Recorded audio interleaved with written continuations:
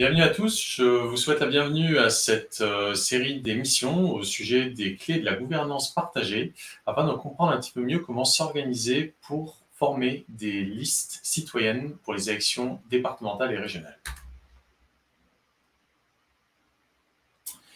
J'ai l'honneur d'accueillir Louis Fouché à mes côtés pour vous présenter tous ces concepts. Bienvenue Louis. Bonjour Essam, merci beaucoup de me recevoir. Merci Effectivement, la dernière fois, on a discuté ensemble de cette idée d'aller à l'élection sans être dupe. C'est-à-dire que l'élection, ok, c'est un tout petit élément, c'est un petit jeu qui est offert par les pouvoirs pour nous faire croire qu'on peut y avoir accès d'une manière ou d'une autre. Mais il faut y aller quand même, en fait. Donc, à la fois y aller, comme d'habitude, avec une espèce de lâcher prise, mais tout en acceptant de relever le défi. En fait, ça fait partie de l'art de la paix, finalement, d'accepter de ne pas lâcher l'adversaire, mais de relever le défi à chaque fois, même si on n'est pas dupe sur l'issue, quoi. Et en fait, de s'en servir comme une chance, comme une occasion qui nous est donnée de travailler justement à être ensemble dans la paix, quoi. Si c'est ça qu'on cherche, c'est ça qu'on cherche à vouloir advenir sur Terre. Essayer de faire des groupes humains qui vont aller chercher le pouvoir tout en ayant d'emblée l'idée de le redistribuer. Et ça veut dire qu'au sein même des listes que vous allez constituer, et c'est super chouette, hein, il y a déjà plein de monde qui se sont proposés pour constituer des listes citoyennes là pour les élections qui arrivent, et ben, on essaye d'appliquer peut-être certaines recettes ou certaines, en tout cas, on essaye d'arpenter un chemin ensemble de paix justement et d'un partage du pouvoir qui soit correct, qui ne laisse pas émerger des tyrans et qui ne mettent pas non plus dans l'ombre tous ceux qui auraient du talent et qui pourraient le mettre au service. Donc, on va essayer de parler de ça ensemble, et Sam. C'est ça. Et donc, la première des clés, c'est un cadre de sécurité. C'est-à-dire, comment est-ce qu'on fait pour se sentir tous ensemble en sécurité? Ouais, tout à fait, ouais. La sécurité, vous le savez, à la fois en pédagogie, à la fois dans le fonctionnement des groupes humains, c'est un des éléments clés pour que on puisse commencer à exercer son talent. Il y a une inhibition de l'action par la peur et par l'insécurité. Vous savez aussi que dans l'éducation des enfants, on dit qu'il faut qu'ils aient un attachement sécure, qu'ils aient un attachement à une personne référente pour leur permettre ensuite d'aller voir le monde. Les enfants qui n'ont pas d'attachement sécure, en fait, ils n'arrivent pas à aller voir le monde, ils n'arrivent pas à exercer leur propre créativité. Ils sont en permanence dans les jupes de leurs parents. C'est normal au début qu'ils soient dans les jupes de leurs parents. Mais ensuite, quand ça va bien, ils vont aller se balader dans le jardin. Ensuite, ils vont aller jouer avec un ver de terre, manger un escargot, puis discuter avec le voisin et tout ça. Sinon, ils ont peur tout le temps. Donc ça, il y a besoin pour nous-mêmes, pour qu'on puisse exercer notre talent, d'être dans une certaine sécurité. Pour qu'il y ait de la sécurité, souvent, il faut qu'il y ait des règles du jeu.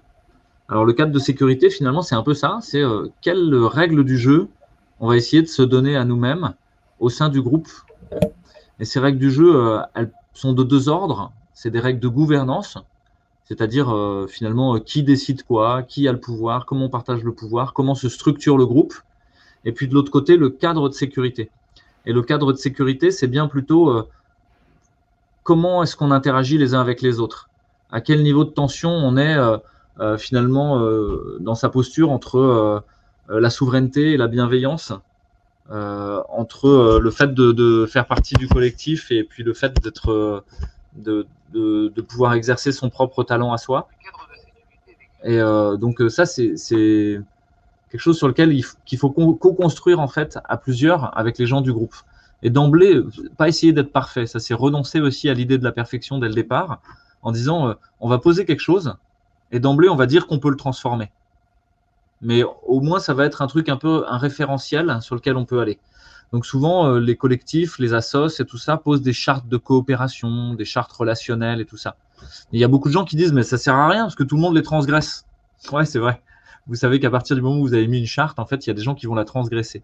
Mais justement, le fait qu'ils la transgressent, ça vous permet de redire ce qui est acceptable, ce qui n'est pas acceptable, et de pouvoir fixer la limite, en fait. Donc c'est un des enjeux de fixer la limite. Donc déjà, il y a un cadre de sécurité qu'on peut placer au moment où on se réunit. Au moment où on se réunit, c'est quand on est au sein d'une réunion Zoom ou d'un cercle, c'est qui est-ce qui donne la parole? Comment la parole, elle se répartit? Est-ce que c'est une parole libre ou est-ce qu'il y a un bâton de parole au milieu et puis en fait le prend quelqu'un, puis quand il a fini, il le remet au milieu, par exemple? On peut le faire de manière symbolique dans une réunion. Par exemple, on dit, ben voilà, quand quelqu'un prend la parole, il dit je prends, et puis quand il a fini, il dit j'ai fini, je remets la parole au centre. Et la parole est libre. Ça fait qu'il n'y a pas n'importe qui va en permanence vouloir tenir le crachoir ou des choses comme ça. C'est pas facile, hein. Nous, y compris dans nos réunions, c'est comme ça, mais il y a souvent quelqu'un et hop, il a une impulsion et il parle à un moment où il n'a pas demandé la parole. Bon, bah, on accepte, en fait, c'est la vie, si ça ne met pas en danger le collectif. Mais c'est important d'avoir cette règle du jeu, ça permet d'y revenir régulièrement. Il y a certains groupes où même quand la parole commence à s'échauffer, commence à y avoir du conflit par exemple, ils décident d'avoir des petites cymbales ou juste une petite cloche. Et il y en a un qui est en charge de ça au début de la réunion, on dit c'est celui qui est en charge de calmer le jeu quand ça commence à monter. Et donc on se souvient que par exemple, tout le monde a fixé cette règle-là dans le cadre de sécurité. Quand la cloche elle sonne, c'est 1 minute où tout le monde se tait. Juste, on accepte ça. C'est une bonne régulation des tensions et des conflits, par exemple, pour pas laisser monter, parce que sinon, vous pouvez avoir un conflit interpersonnel entre deux personnes qui va bouffer toute la réunion, quoi. Et en fait, pourrir tout le travail du collectif. Donc là, c'est à vous de le fixer dès le départ, avec les quelques personnes qui sont là. Vous vous mettez sur un paperboard et vous dites quelles sont les 3-4 règles du jeu qu'on voudrait. Je peux vous en donner quelques-unes qui reviennent souvent dans les réunions. C'est que ce qu'on dit, ce soit confidentiel. C'est important parce que ça, c'est vraiment de la sécurité. Quand vous confiez votre parole à quelqu'un, normalement, elle n'est pas faite pour être diffusée à tout le monde. Alors aujourd'hui, tout le monde vit sur Facebook, YouTube en permanence avec une espèce de transparence de sa vie, de tout ce qu'il fait, de son petit-déj et tout ça, de son dernier scanner ou de son dernier test PCR. Mais en fait, c'est pas normal. On doit garantir une certaine discrétion, en tout cas, sur ce qu'on vit. Donc ça, c'est l'idée vraiment que c'est confidentiel. Donc, sauf mention express, les choses qui vont être partagées à tout le monde. La deuxième chose qui est souvent dite, c'est de parler en souveraineté. Ça veut dire quoi? Ça veut dire que on demande aux gens de ne pas parler pour quelqu'un d'autre. Par exemple, je ne vais pas dire ouais, non, mais Sam, tu as l'air fatigué, donc on ne va pas aborder ça. Non, ça, c'est ton problème. C'est pas le mien. Je peux dire je suis un peu gêné de te parler de tout ça ou de parler tout le temps. Est-ce que tu aurais envie de parler? Ça, je peux le faire. Mais je ne peux pas dire tiens, mais faudrait que tu parles, toi, un peu, là, tu n'as rien dit. Non, ça, c'était pas en souveraineté, quoi. Donc l'idée de la souveraineté, c'est hyper important. Ça va diminuer les conflits de manière très, très importante. Et ça va beaucoup plus loin que ça. C'est ce que je ressens au cours d'une réunion ou dans un groupe. C'est ma responsabilité. C'est pas la responsabilité de l'autre. Si je suis en colère, c'est pas toi qui m'as mis en colère. C'est moi qui ai décidé d'être en colère. Tu as dit quelque chose et je me suis mis en colère. Et ça me pousse d'emblée un cran plus loin. Plutôt que de me rediriger vers toi, ça va être je suis en colère. C'est moi qui suis en colère. Pourquoi je suis en colère? De quoi j'ai besoin là qui est bafoué? Ah, j'ai vraiment besoin de parler ou j'ai besoin vraiment de dire quelque chose, là, ça me touche, en fait. Et si je dis ça, si je dis j'ai besoin de dire quelque chose sur ce qui est en train de se passer, ça agresse personne. Alors, c'est ce que si je te dis, Sam, tu dis n'importe quoi, bah là, je suis pas dans la souveraineté, quoi. Ok, donc il y a cette idée de souveraineté. Donc, la confidentialité, 2, la souveraineté, 3, essayer que la parole soit concise et claire. Ça, c'est pas facile. Si vous avez des gens comme moi qui parlent beaucoup, bah, il va falloir peut-être les faire taire en fait. Il va falloir que le facilitateur ou l'animateur dise bah, c'est bien, on a bien compris ton propos, tu n'es pas obligé de te répéter. Puis vous allez voir souvent des gens qui se répètent plusieurs fois, ils redisent la même chose de plein de manières différentes. Ça peut être mis dans le cadre de sécurité, mais c'est une des tâches du facilitateur de redire ce qu'a dit la personne. Comme ça, elle est sûre que ça a été bien entendu. Parce qu'en général, quand ça a été bien entendu, elle n'a pas besoin de le redire une nouvelle fois. Donc là, par exemple, je pourrais te donner la parole et ça, mais tu me dirais, tu pourrais essayer de me dire qu'est-ce que j'ai dit, quoi. Comme ça m'évite de me répéter. Eh bien, tu as dit qu'il fallait 3 aspects indispensables pour pouvoir s'organiser en collectif. Le premier, c'est, je t'invite à le dire, je dis pas de bêtises. La confidentialité sur ce qui est dit, mais c'est peut-être pas ça que j'ai dit en premier, mais ouais. C'était pas ça en premier, mais t'en as mentionné 3, et tu sais, moi je m'imprègne, en fait, je garde pas forcément la mémoire immédiatement, mais tu as mentionné la confidentialité, la souveraineté, et puis essayer que la parole soit claire et concise. Voilà. Et c'est du bon sens en fait, mais c'est vrai que les répéter et les voir écrits et s'en imprégner, c'est ça qui va faire que ça va devenir en fait une seconde nature. Donc c'est vrai qu'au départ, on n'a pas forcément ces choses-là à l'esprit, mais on se rend compte par l'expérience en essayant de mener des projets, en essayant de s'organiser, on se rend compte à quel point c'est important ces aspects-là, d'être clair, d'être concis, de s'assurer de respecter la différence de l'autre, en fait, qui va avoir une opinion différente, qui va avoir des besoins différents, et voilà, quoi, d'aller dans cette direction-là. C'est vrai que petit à petit, on se rend compte à quel point c'est important. Mais c'est vrai que finalement, pour la plupart d'entre nous, je sais que toi, tu as beaucoup travaillé sur la CNV, la communication non violente. Moi, j'ai pas travaillé sur ça du tout. Donc c'est vrai que quand tu me le dis, ça me parle, ça me semble extrêmement cohérent, extrêmement finalement au point presque d'en être simpliste. On se dit bah ouais, je le sais tout ça. Mais non, justement, c'est revenir à ces bases, revenir à ce cadre pour fixer ce cadre en fait où on peut se sentir en sécurité et que chacun puisse s'exprimer. Donc c'est vrai que réussir à imprégner ça dans un processus finalement de dialogue avant de pouvoir prendre des décisions, c'est fondamental. Ouais. Vous allez avoir souvent, dès qu'on est dans l'associatif, les gens ils vont venir raconter ce qu'ils ont fait. Ah oui, mais moi, dans telle assoce, j'ai fait ci, j'ai fait ça. Puis moi, je, en fait. Et à la fin, vous avez du mal à dire, ouais, mais maintenant, c'est nous, là, dans quelque chose d'autre. Et donc, ce que tu as fait avant, c'était chouette, c'est une super expérience, mais ça ne doit pas nous empêcher d'avancer là. Il y a, dans le cadre de sécurité, on peut poser ça aussi, l'idée qu'on cherche à être dans la bienveillance vis-à-vis de l'autre, qu'on ne va pas chercher à se faire valoir ou à le défoncer. Et marquer d'emblée que c'est une transgression si on fait ça. C'est que si quelqu'un commence à dire, à essayer d'une manière un peu subreptice de démonter quelqu'un, et ça arrive, hein, c'est une transgression, quoi. Donc je vous ai donné l'idée qu'il pouvait y avoir des tensions relationnelles et que avoir un processus de gestion des tensions relationnelles, c'est très important parce que sinon elles vont envahir tout le reste des champs. S'il y a des personnes qui ne peuvent pas s'entendre parce que naturellement ils n'ont pas d'affinité l'un pour l'autre, que vous n'avez rien prévu pour ça, en fait, ça va accrocher tout le temps quand vous allez vouloir faire un projet, faire la liste, définir quelque chose. Et en fait, ce sera un problème relationnel. Donc ça veut dire travailler sur les tensions relationnelles. Et pour ça, il y a des techniques comme les cercles restauratifs ou d'autres. On ne va pas en parler là, mais juste déjà ce que je vous ai dit, c'est quelqu'un qui tient une petite cloche et quand ça dérape, voilà, on lui a dit dès le départ, quand tu sens que ça dérape, même si c'est pas juste, c'est pas grave, ça fait 1 minute de silence. On est tous d'accord pour faire ça. Ça peut être quelque chose de correct. Ou quand quelqu'un est vraiment pas bien au niveau relationnel, lui dire ok, tu peux le signifier d'une manière ou d'une autre. Par exemple, mettre sur le Zoom quelque chose, te mettre en noir, quoi. Ou quelque chose comme ça, et disparaître de la discussion pendant un moment. Et ça veut dire que là, tu n'es pas prêt à participer et qu'il va falloir le traiter à un moment ou à un autre. Il va falloir en parler. Parce que si vous mettez ça sous le tapis, ça va revenir par tous les ports du circuit, quoi. L'autre chose dans le cadre de sécurité, c'est avoir prévu d'emblée comment vous faites monter les gens à bord et comment vous faites débarquer des gens. Parce que sinon, vous risquez en permanence que le groupe change, parce qu'il y a des gens qui vont monter tout le temps à bord. Et ça veut dire que le groupe principal, il va devoir passer son temps à réexpliquer, à redire, etc. Et ça, c'est pas bon. Donc peut-être il faut un SAS, un endroit où les gens, ils intègrent progressivement. On va leur dire, ça se passe comme ci, ça se passe comme ça, la prise de décision, c'est comme ça. Pour le moment, on a fait ci, ça. Et toi, tu vas monter à bord et au début, tu vas juste écouter pendant une session. Puis la deuxième session, tu vas avoir le droit de parler. Puis la troisième session, tu auras le droit de prendre des décisions avec nous, par exemple. Ça peut être une des façons de faire. En tout cas, un processus d'intégration. Et dans ce processus d'intégration, avoir d'emblée défini ce que vous ne voulez pas aussi. Je vous donne un exemple. Vous faites une colloque pour faire la fête.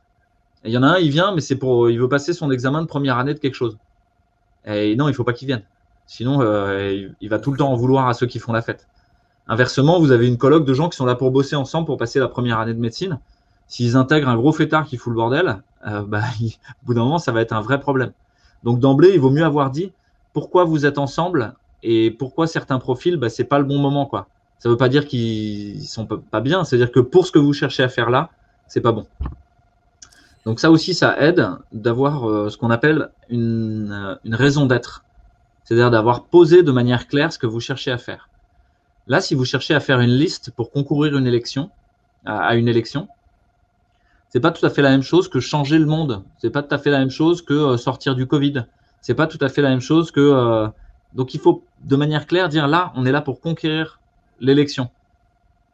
Et on a quelques invariants sur pourquoi on conquiert l'élection, par exemple. Vous pouvez le noter sous la forme de quelques phrases à l'infinitif. Donc ça, je vous propose que le premier petit groupe, il se mette ensemble et il établisse sa raison d'être, son cadre de sécurité. On va donner des exemples de cadres de sécurité, puis on va mettre quelques vidéos pour expliquer ça de manière claire. Les règles du jeu de vos réunions. les règles du jeu d'intégration et de sortie des gens. Souvent, on n'y pense pas à l'exclusion, hein, et ça vient avec une expérience douloureuse, parce qu'il faut exclure quelqu'un, ou parce que quelqu'un s'en va et c'était pas prévu et il y a tout qui tombe. Donc ça vaut le coup d'en parler d'emblée. Comment on fait quoi quand quelqu'un veut partir ou quand on veut faire partir quelqu'un? Est-ce que ça peut être un processus qui n'est pas forcément irréversible d'ailleurs? Et peut-être il faut qu'on pose des choses au clair d'abord. Puis si la personne elle est vraiment pas au clair, peut-être qu'il vaut mieux qu'elle parte. Et il n'y a pas besoin de faire parfait. Nous, on a beaucoup essayé de faire parfait avant de faire. Il faut faire, il vaut mieux faire. Et voir au fur et à mesure ce dont vous avez besoin. Ça va? Ça donne un petit peu de clarté, Wessam? Bah écoute, oui, oui, bien sûr, je pense qu'on a besoin de points de repère parce qu'on va faire des erreurs forcément et surtout qu'on a très peu de temps au final hein, pour s'organiser, là du moins pour constituer ces listes électorales citoyennes. Donc l'idée c'est d'aller au plus direct en essayant de baliser le terrain pour faire en sorte que les erreurs, leur impact soit le plus minimisé. Mais c'est sûr qu'on va faire des erreurs. Si on a peur de faire des erreurs, on fera rien. Donc Ouais. Juste un mot sur la sécurité. Il y a le cadre et les règles du jeu que vous mettez, mais il y a aussi des pratiques du nous. Et ces pratiques, par exemple, c'est dans chaque réunion de parler de la météo intérieure, que chacun puisse parler à un moment, avoir la parole. Sinon, c'est toujours les mêmes qui vont parler, toujours les mêmes qui vont écouter. Ça, c'est pas bon. Donc, laissez un temps où chacun peut s'exprimer, au début et à la fin. L'autre chose, c'est parfois de nourrir des relations directes entre les gens, parfois de créer un système de parrainage, notamment dans le système d'intégration. Si quelqu'un a un parrain ou deux parrains, il sait à qui en référer quand il ne comprend pas, quand il y a un truc pas clair. Et donc d'emblée se dire, OK, on est peut-être les 5 premiers dans le groupe, on va servir de parrain au nouveau, on va chacun en prendre un. Et s'il a des questions, on sera le référent. Une autre pratique qui peut être intéressante, c'est au début des réunions de faire ce qu'on appelle une écoute empathique. C'est juste prendre un petit moment d'écoute, sans contradiction, sans rétroaction, où on pose une question. Par exemple, qu'est-ce que tu viens faire là vraiment? Ou Essam, qui es-tu vraiment? Et là, je vais te laisser parler pendant 5 minutes. Et je vais juste, avec mon visage, te répondre, le non-verbal, etc. Mais je ne vais pas te répondre. Et si jamais à un moment tu parles plus, je vais te redire, mais qui es-tu vraiment? Juste ça. Et ensuite, on va inverser les rôles. Et toi, tu vas me poser la même question. Juste le fait de faire ça, vous allez voir, ça prend 10 minutes au début d'une réunion. Les gens, ils arrivent avec un niveau de confiance. Quand ils arrivent dans la réunion, ils ont parlé avec quelqu'un, même s'ils connaissent personne d'autre des 15 personnes, ils ont une personne à qui ils ont partagé quelque chose d'assez profond en vrai. Et là, ils sont vachement plus à l'aise avec eux-mêmes et pour dire les choses. Ça va? excellent, super. Donc tout ça, ce sont des petits éléments, des petites, on va dire, des petites astuces finalement qui peuvent nous permettre de mettre la lumière sur des potentiels problèmes qui existent déjà, soit qui pourraient advenir, et d'essayer de désamorcer en fait les conflits avant même qu'ils émergent, quoi. Donc c'est super, c'est génial. Ouais. Et il faut savoir aussi que le nous, il va évoluer et le cadre de sécurité, il va évoluer. Donc d'emblée, avoir dit ce cadre de sécurité, il est posé, il est là. Tout le monde l'a lu quand il l'intègre. Tout le monde accepte de jouer le jeu. Mais si on veut le transformer, il y a un espace qui est là. On peut poser une tension sur le cadre de sécurité. Quelqu'un peut dire, moi j'ai envie que le cadre de sécurité évolue. Et ce sera l'objet d'une réunion en soi. Juste le fait d'avoir dit ça, ça aussi c'est sécurisant. De se dire, mais c'est pas gravé dans le marbre une fois pour toutes, quoi. C'est co-construit ensemble.